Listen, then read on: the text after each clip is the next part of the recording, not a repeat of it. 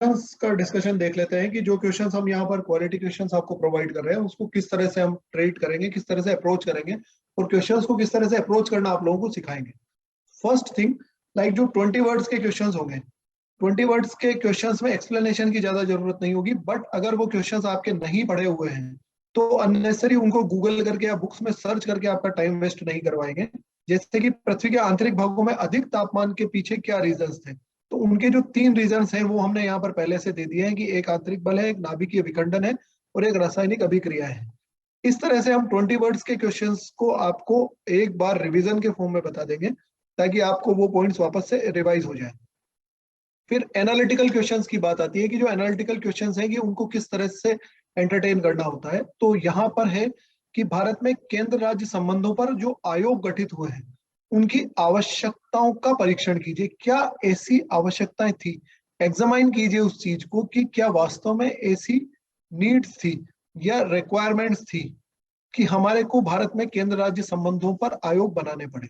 इसका मतलब ये है कि ये आपसे ये डिमांड कर रहा है कि वो रीजंस लिखिए जिनकी वजह से हमें केंद्र राज्य संबंध पर, सेंट्रल स्टेट रिलेशन पर अलग से आयोग बनाने पड़े। तो उनकी बात करते हैं। तो सबसे पहले हम यहाँ पर ये चीज लर्न करते हैं हमारे प्रोग्राम में कि केंद्र राज्य संबंध किस पर आते हैं, उसका ब्रीफ इंट्रोडक्शन कि अगर आप क्वेश्चन का आंसर स्टार्ट करते हैं तो हाँ, हम कॉन्स्टिट्यूशन से स्टार्ट कर सकते हैं, क्या कुछ प्रोविजंस उस आंसर से रिलेटेड यहाँ पर अवेलेबल है।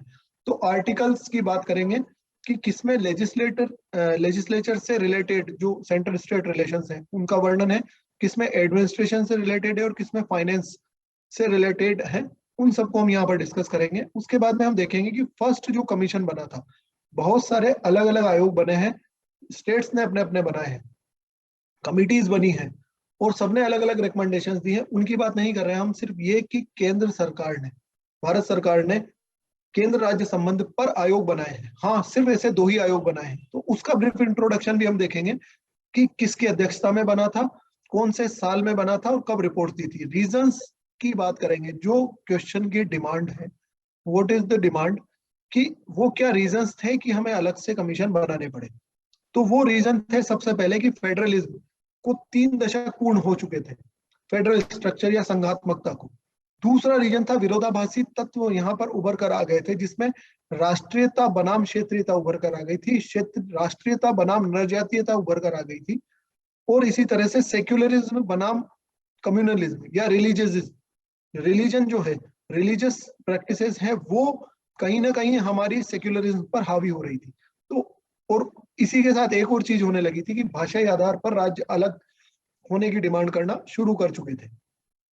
तो हमारे को केंद्र राज्य संबंध की, केंद्र की इन सभी क्षेत्रों में क्या भूमिका हो, राज्यों की क्या भूमिका हो, उसको हमें देखना पड़ा। इस तरह के क्वेश्चंस की डिमांड को हम एंटरटेन करते हैं और इस तरह से यहाँ पर इस प्रोग्राम में हम डिस्कस करते हैं।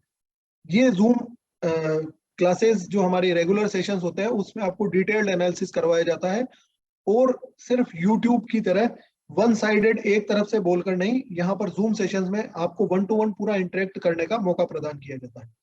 सेकंड जो कमीशन बना था वो मदन मोहन पुंछी कमीशन था। और ऐसे क्या रीजंस थे जो सरकारी आयोग एंटरटेन नहीं कर सका था।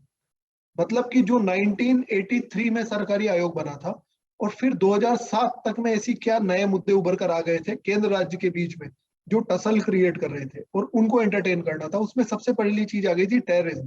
टेररिज्म कभी भी वॉर नहीं होता है, ये युद्ध नहीं था, ये आंतरिक सुरक्षा के लिए खतरा था, और आंतरिक सुरक्षा और टेररिज्म जैसे मामले को राज्य हैंडल नहीं कर सकते थे। तो कहीं ना कहीं केंद्र की शक्ति वापस से बढ़ना शुरू हो गई थी, या ये डिमांड स्टार्ट हो गई थी कि एक सशक्त केंद्र होना फेडरलिज्म में भी आवश्यक है अगर इस तरह की समस्याएं आती हैं। इसी तरह से नदी जल विवाद बढ़ने लगे थे, बड़े प्रोजेक्ट जैसे रिवर लिंकिंग प्रोजेक्ट है उनको रोक दिया गया था। और कुछ रीजंस थे कि यूपीए गवर्नमेंट को उस टाइम पर डीएमके और सीपीआई ने खुद ने इस तरह की सिफारिश करी थी, जो इनके कोलिशन में थी, गठबंधन सरकार में थी, कि इन चीजों को एक बार से फिर एग्जामाइन करने के लिए, केंद्र राज्य संबंधों को पुनः परिभाषित करने के लिए हमें दोबारा से एक कमीशन बनाना चाहिए। So that was the reasons behind the 2 commissions which India constituted.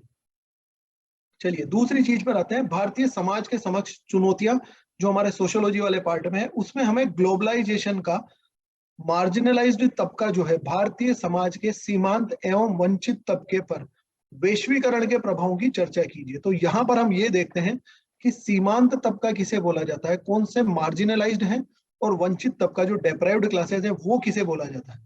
इसके बाद हम ये देखते हैं कि वैश्वीकरण क्या है, जिसमें एक्सटर्नल ट्रेड बढ़ा हुआ है, जिसमें आपका जो फाइनेंस है, जो घरेलू वित्त है, उसमें आपको एक्सटर्नल प्लेयर्स को अलाउ करना होता है, सब्सिडीज को आप कम कर देंगे, आपका जो सोशलिस्ट मॉडल है उसको शिफ्ट करके आप कैपिटलिस्ट मॉडल पर आ जाते हैं। और ये सारी चीजें कहाँ से आई थी कि हम लोन लेने गए थे आईएमएफ के पास, और इन सारी चीजों को इंटरकनेक्ट करते हुए फिर हम ये देखते हैं कि इसका क्या इम्पैक्ट पड़ा है।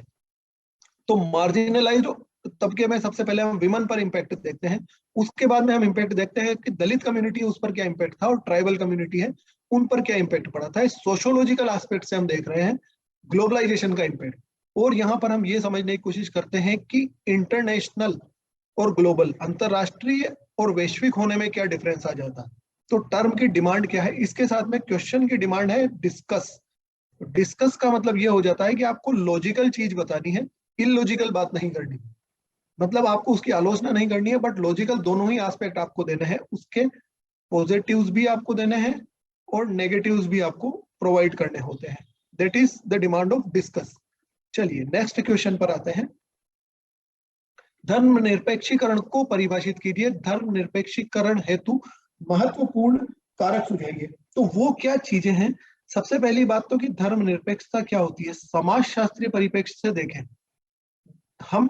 अगर देखिए, एक बात हमेशा याद रखिएगा कि क्वेश्चन की डिमांड कहां से क्रिएट होती है, कि वो किस पेपर में आया है। मान लीजिए आपको एक टर्म लिख के दिया भारत, और इस पर आपको 100 वर्ड्स लिखने हैं।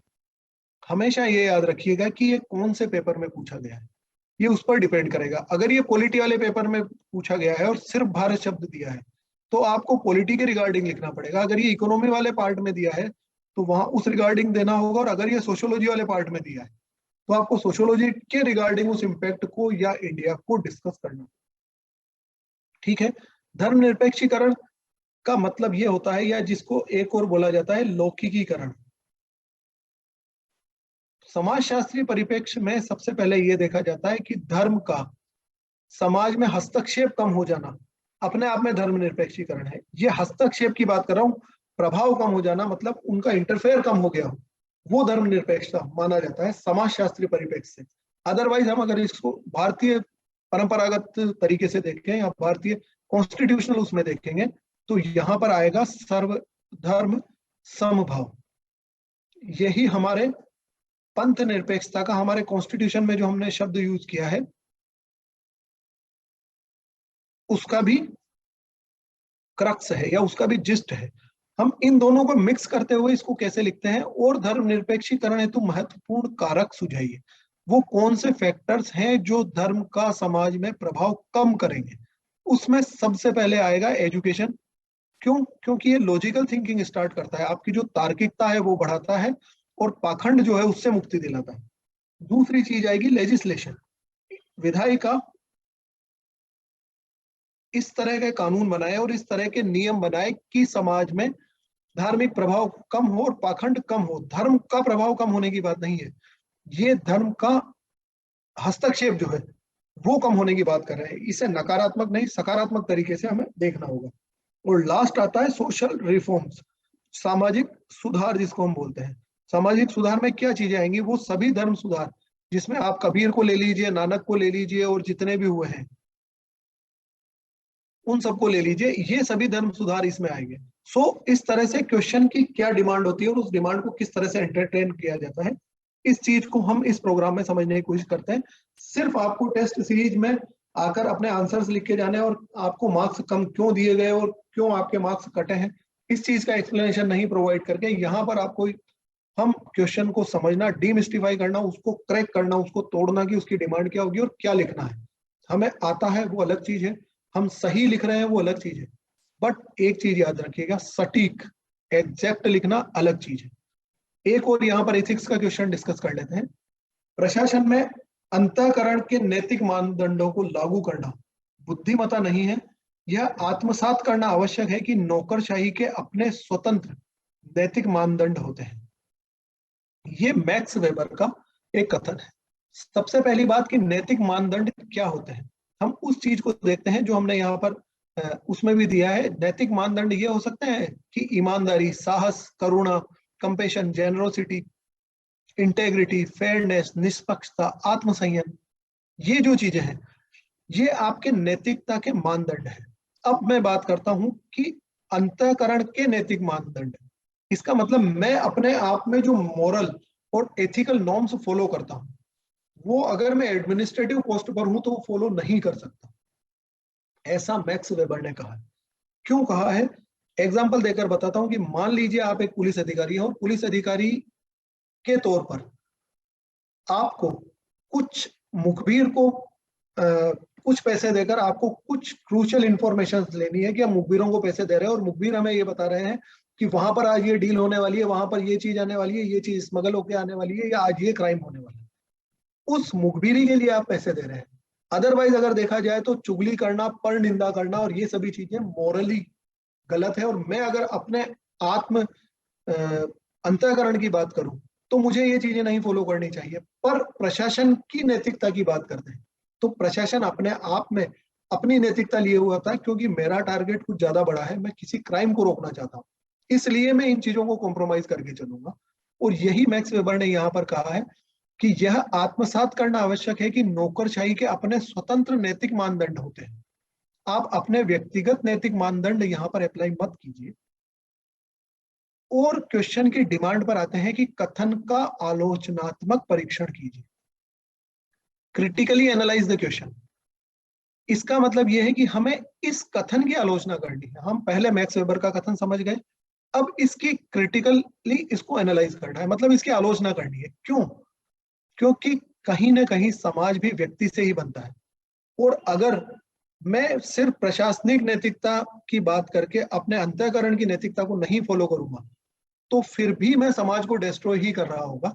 ये बैलेंस्ड अप्रोच अपनाते हुए आप मैक्स वेबर के कथन को सही मानते हुए भी ये बैलेंस्ड अप्रोच यहाँ पर प्रोवाइड करेंगे कि ये इससे बियॉन्ड जाकर भी हमें अपनी व्यक्तिगत नैतिकता को मेंटेन करते हुए उनका समायोजन अपने प्रशासनिक कार्य व्यवहार में करना है। सो इस तरह से हम इन क्वेश्चंस को करते हैं। एक लास्ट क्वेश्चन और यहाँ पर मैं डिस्कस कर देता हूँ ज्योग्राफी का, कि भारत में वर्षा पर्वतकृत है या rain in India is mountainous, तो उसमें पर्वत का क्या इंपैक्ट है, भारतीय वर्षा वितरण के संबंध में व्याख्या कीजिए।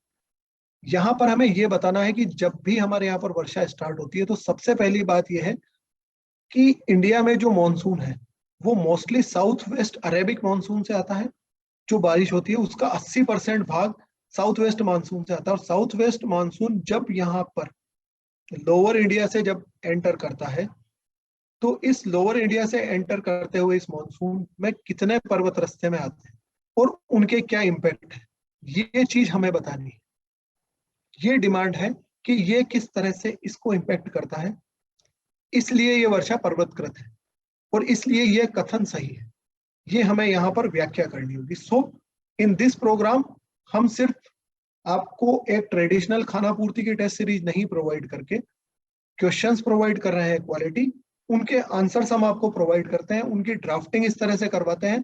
और अगर क्वेश्चंस आपने नहीं पढ़े या सब्जेक्ट या टॉपिक पर्टिकुलर हमारा नहीं पढ़ा हुआ, आपका टाइम वेस्ट मत कीजिए, उसकी ड्राफ्टिंग भी हम आपको करवाएंगे। बट हम आपको पंगु नहीं बना रहे हैं, आपको डिपेंडेंट नहीं बना रहे हैं, आपको ये सिखा रहे हैं, आपको ये लर्न करवा रहे हैं, या ये स्किल आपको दे रहे हैं कि क्वेश्चन को डीमिस्टिफाई करके तोड़ के उसकी डिमांड क्या है और उसमें क्या लिखना था एग्जैक्ट, ताकि एग्जामिनर अननेसेसरी इरिटेट नहीं हो कि आप एक तरफा अपनी ही सोच को थोपे जा रहे हैं और आपको ज्यादा एक्स्ट्रा मार्क्स मिल सके और आप एग्जैक्ट लिखना सीखें।